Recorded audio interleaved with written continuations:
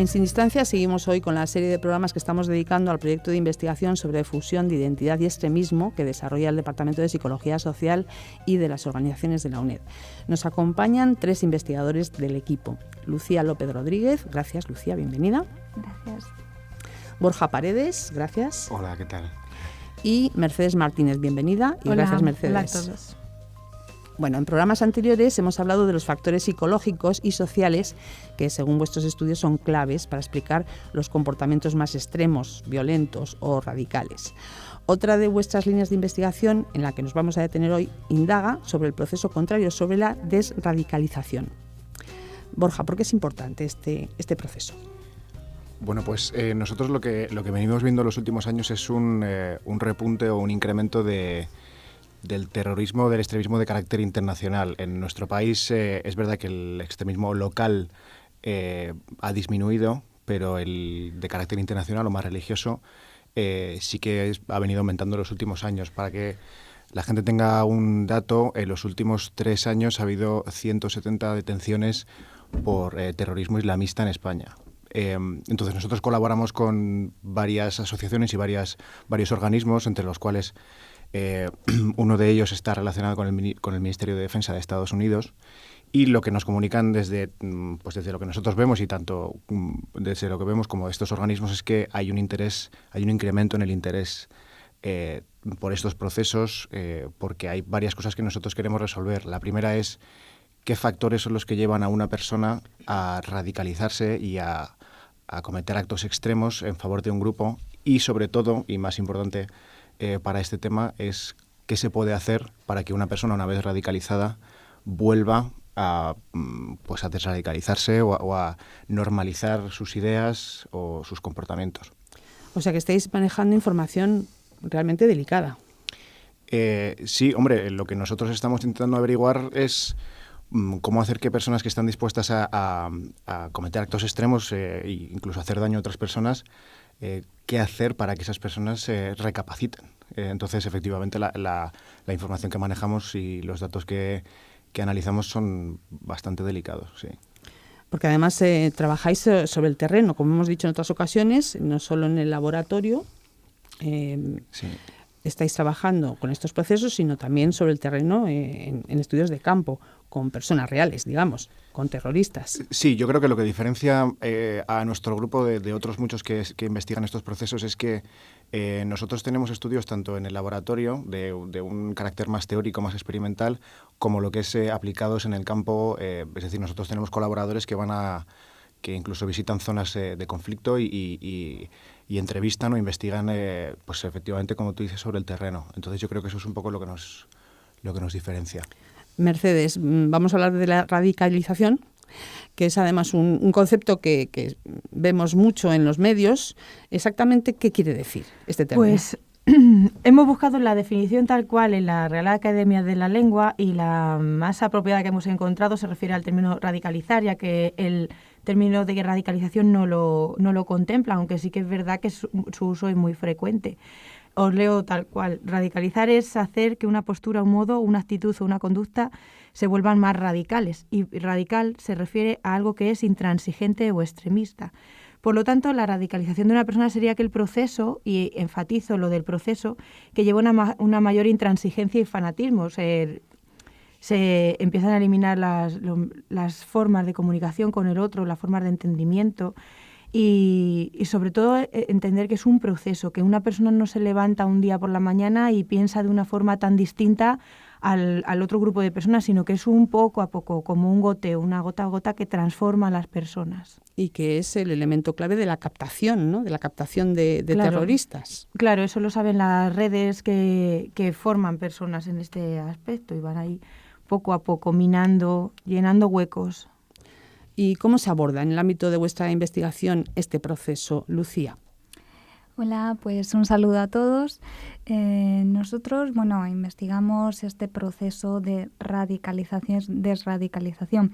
El proceso de radicalización, como ha comentado Mercedes, es profundamente complejo porque existen muchísimos factores que intervienen en él de todo tipo, ya sea personales, sociales, políticos, y por eso hay muchas disciplinas que están abordando ahora mismo esta cuestión, desde las ciencias políticas, la sociología especialmente, la antropología, pero nosotros queremos abordarlo desde nuestra propia perspectiva, que es la psicología social.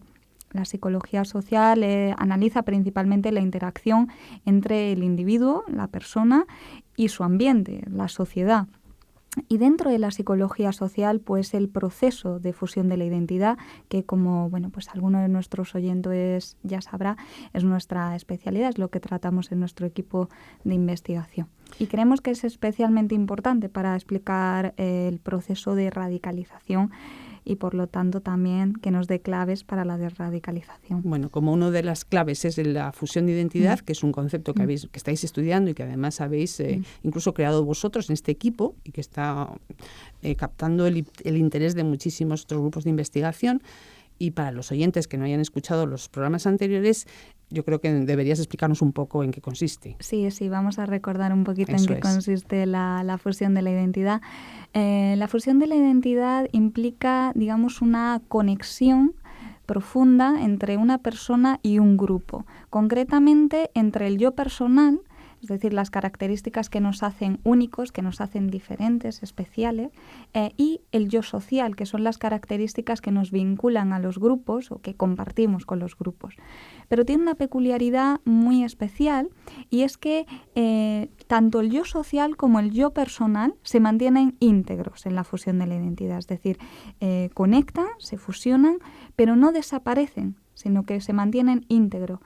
Esto lo diferencia fundamentalmente de otros procesos, como son el proceso de desindividuación o desindividualización, que es muy conocido precisamente, pues algunos estudios muy llamativos que seguro que muchos de nuestros oyentes conocen, como el famoso estudio de la cárcel de Stanford, donde se ve que un individuo que entra en un grupo en altas condiciones de anonimato, pues pierde su identidad personal, pierde sus características personales y asume las normas grupales. Es decir, se difumina totalmente en el grupo, en el yo social. En la fusión de la identidad no es así. En la fusión de la identidad, tanto el yo personal como el yo social se mantienen íntegros. Es una característica importante.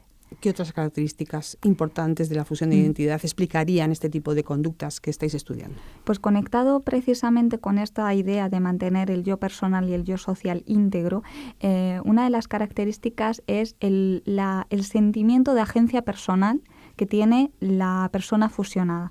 Con esto me refiero a que la persona es capaz, de forma individual, sin el grupo, de iniciar comportamientos controlados, intencionados por sí misma, pero por el interés del grupo.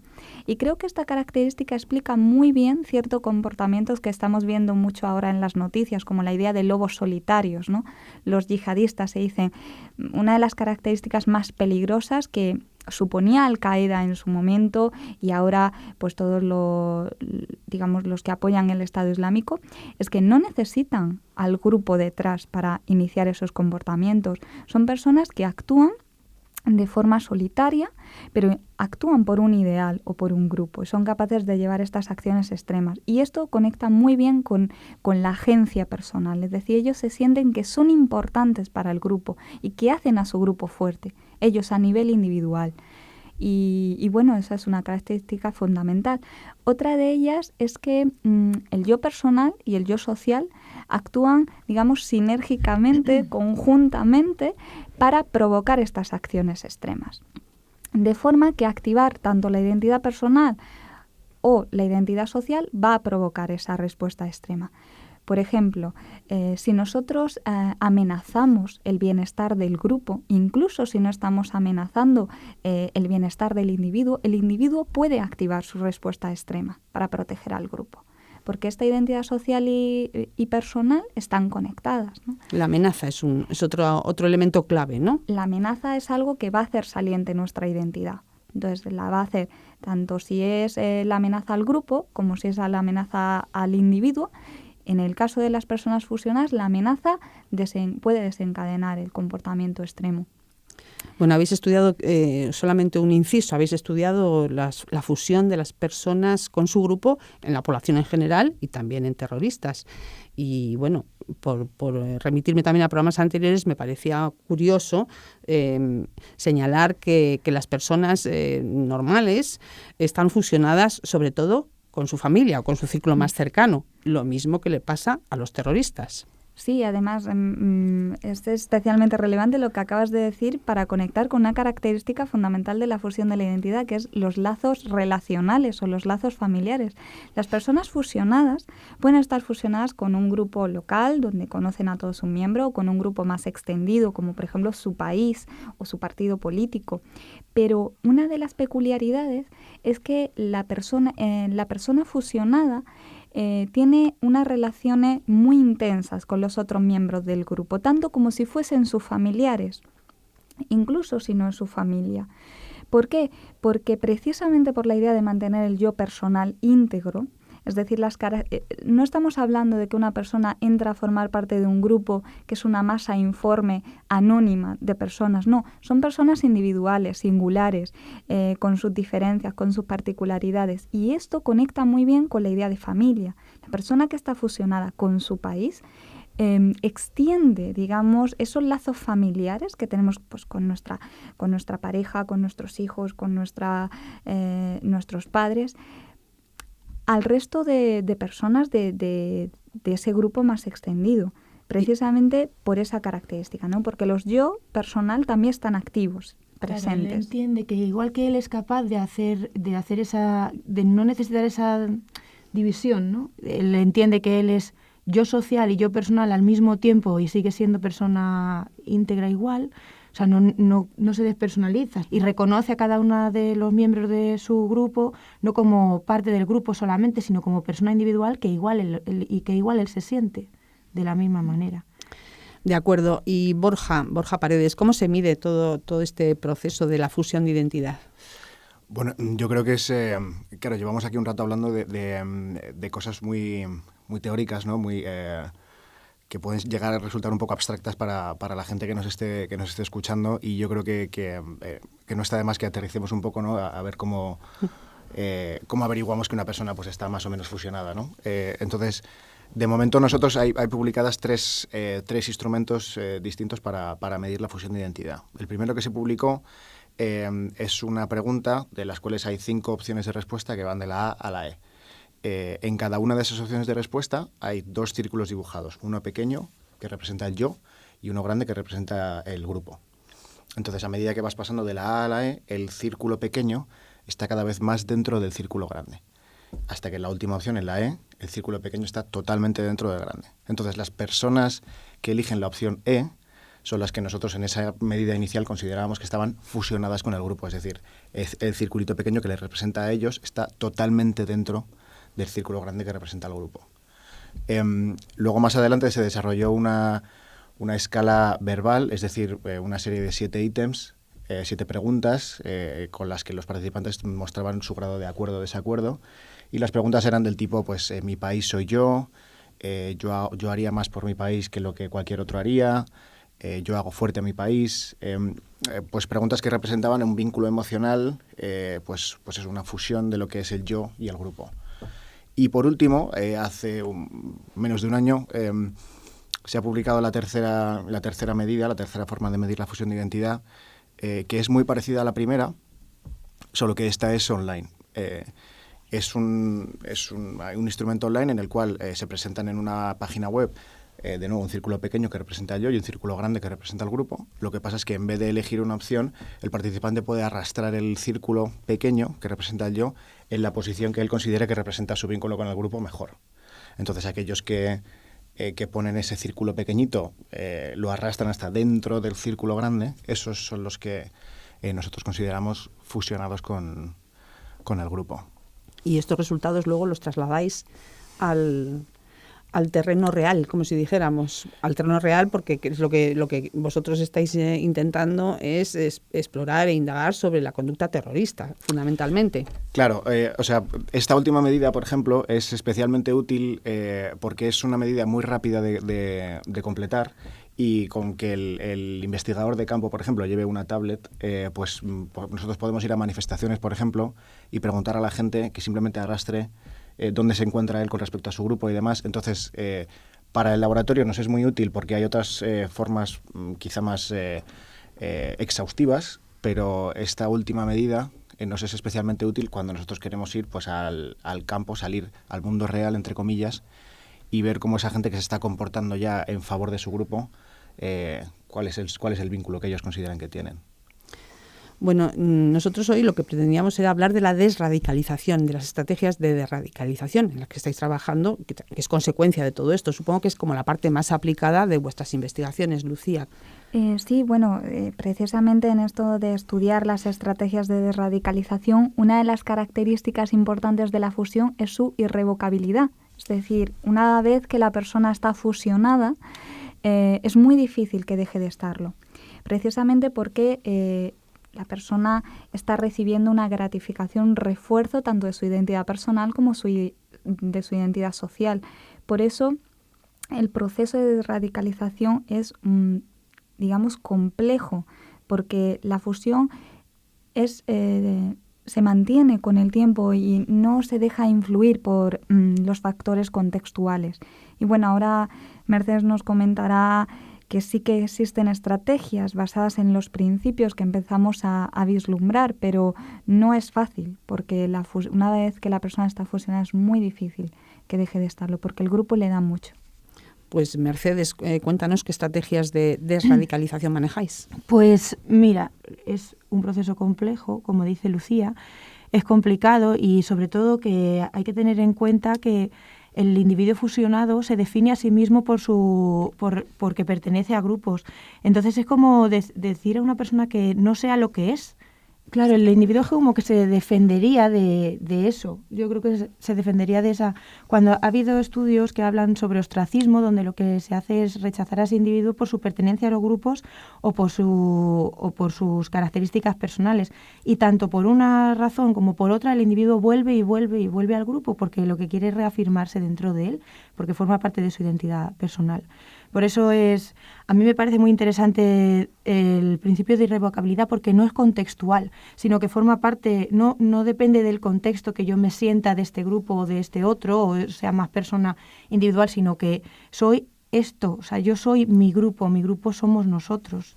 Quizá podamos enseñar como otras estrategias diferentes para que, sin dejar de estar fusionado con el grupo, haya otras maneras como más productivas de conseguir defender al grupo y de que la persona siga trabajando por esos ideales o esos principios, pero no de esa forma destructiva, sino de otra forma un poco más positiva para el grupo. A mí me gusta siempre señalar que los fusionados no solamente hacen o no solamente tienen tendencias a luchar a morir o a hacer sacrificios o así, sino que también hay una conducta altruista que es más positiva, progrupal, y que si es bien llevada, bien encauzada, ese individuo será más capaz que otros para realizar más conductas altruistas que otros también.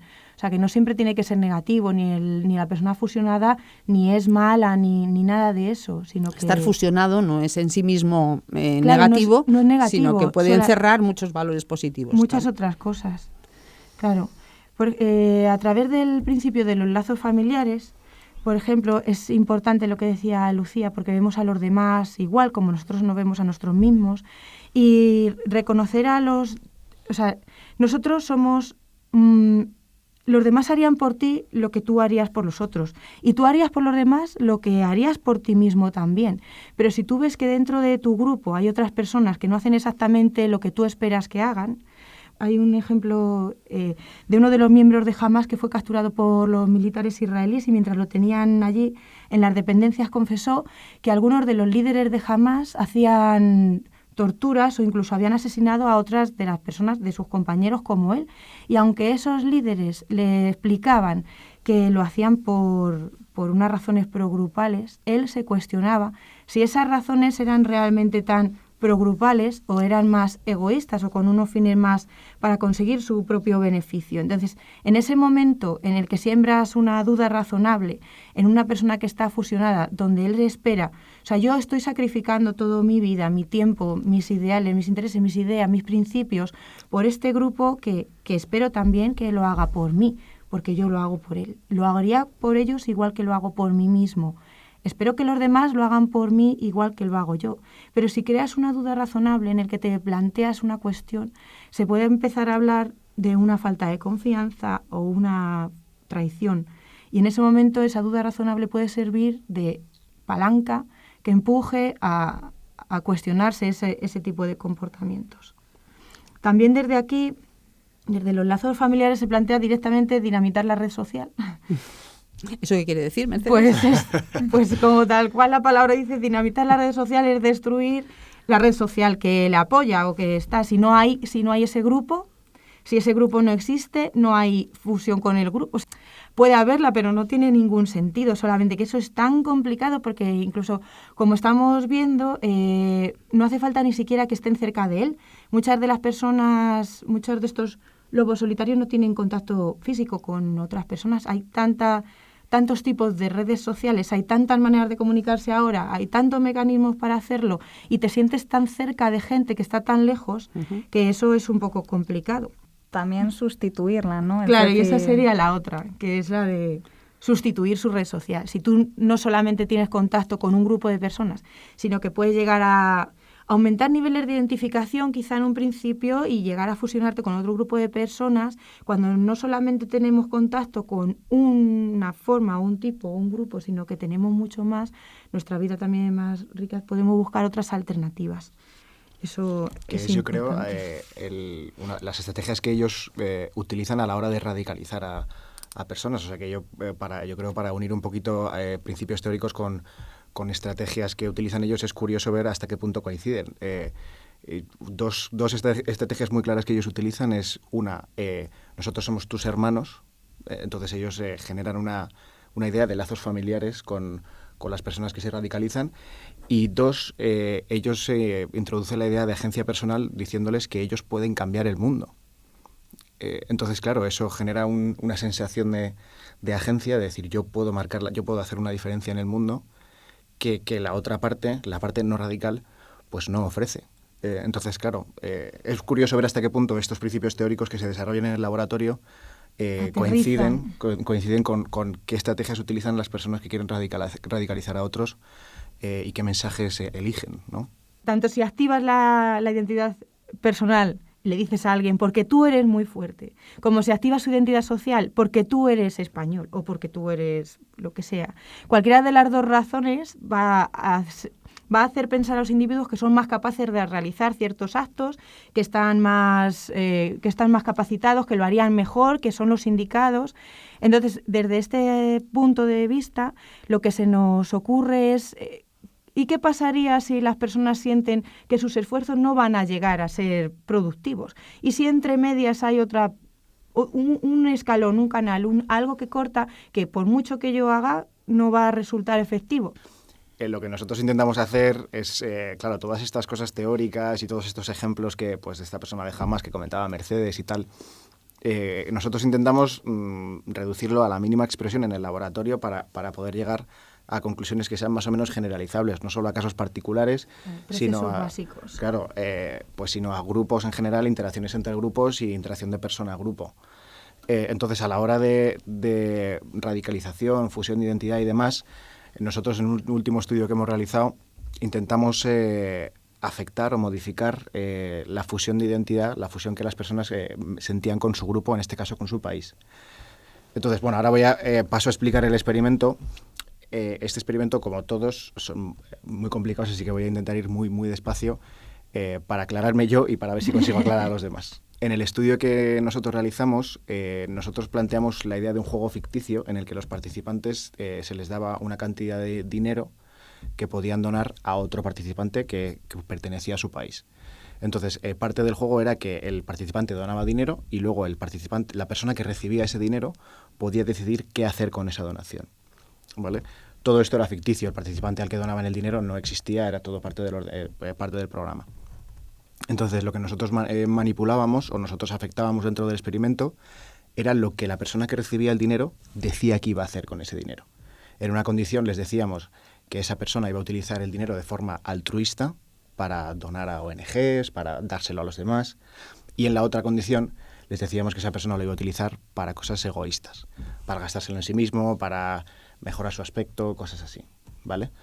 Entonces, lo que nosotros encontramos es que cuando el comportamiento del participante encaja con el comportamiento de la otra persona, la fusión de identidad sube. Es decir, los que donaron mucho dinero y vieron que la persona utilizaba el dinero de forma altruista, llegaron a la conclusión de que su vínculo con el grupo era alto. Los que donaron poco y vieron que la otra persona utilizaba el dinero de forma egoísta, también subieron su nivel de fusión de identidad. Es decir, si lo que yo hago percibo que encaja con lo que el otro hace, pues hay una sensación de similaridad, de fluidez, y entonces a la hora de preguntarme cuál es el vínculo que tengo yo con este grupo, que nos representa a los dos, pues eso sube. Sin embargo, si yo dono mucho, yo soy altruista y la otra persona se comporta de forma egoísta, ya no hay esa percepción de similaridad, de fluidez, y entonces a la hora de ver, bueno, pues cuál es, qué me une con esta persona, la sensación de fusión baja. Y al revés, si dono poco y la otra persona tiene intenciones altruistas, tampoco hay esa conexión y la fusión de identidad baja. Bueno, yo lo que puedo hacer es pedirte unas conclusiones. Estamos terminando, nos acaba el tiempo, y lo que sí me gustaría es saber hasta lo que podéis explicar, en fin, hasta los trabajos que estáis realizando, que creo que lo estáis haciendo, además casi nos lo estáis explicando casi a la vez que los estáis realizando, con lo cual es difícil. ¿Qué conclusiones en este tema de la desradicalización habéis conseguido? Que os hayan llamado la atención o sobre los que podáis seguir trabajando. Mira, pues yo de este estudio, una moraleja que sacaría para la desradicalización es que modificar el vínculo que una persona tiene con su grupo es tan sencillo como coger a una persona que se sacrifica mucho por el grupo y decirle que su sacrificio va a ser utilizado de forma egoísta. Con decir eso, el nivel de vínculo con ese grupo baja. Tu sacrificio es en vano. La otra persona la utiliza para sí mismo, no para los demás. La contrapropaganda. Sí. ¿Mercedes? No, que eso también viene a lo de antes, es como también una traición. Si yo hago mucho esfuerzo y los demás no hacen lo mismo, yo veo lo mismo, me están engañando. De alguna manera es una traición. Y también nosotras también le estamos preguntando a los participantes cuáles serían las razones por las que se fusionarían o se desfusionarían por un grupo, y los resultados que estamos obteniendo, les estamos haciendo preguntas libres, estamos categorizando respuestas, las personas contestan lo que quieren y también van por ahí los resultados. Tampoco podemos decir muchas cosas porque estamos analizando pues ahora mismo. Sí, pero bueno, sí podemos quizá identificar como dos grupos de razones que pueden llevar a la gente a sentirse menos vinculado con un grupo. Una de ellas, un grupo podría ser causas incontrolables por parte del individuo, es decir, que el grupo desaparezca, una enfermedad grave o condiciones incontrolables y graves que reduzcan, digamos, el tiempo que puede estar con el grupo o aumenten la distancia con él, es decir, que reduzcan la capacidad de interactuar con el grupo. Y luego otro grupo de razones que quizás son las más interesantes, que tienen que ver pues con qué significa el grupo para el individuo, qué le está dando y qué está pasando dentro del grupo, ¿no? Sobre qué está pasando dentro del grupo vamos a hablar en el próximo programa, que va a ser el último de la serie, el cuarto y último, porque vamos a hablar de las experiencias intensas que son esas que unen tanto a las personas. Y nada más, a vosotros daros las gracias por estar aquí para contarnos vuestros estudios tan interesantes. Ellos son Lucía López, Mercedes Martínez y Borja Paredes, investigadores del Departamento de Psicología Social y de las organizaciones de la UNED, y felicidades por vuestro trabajo. Muchas gracias.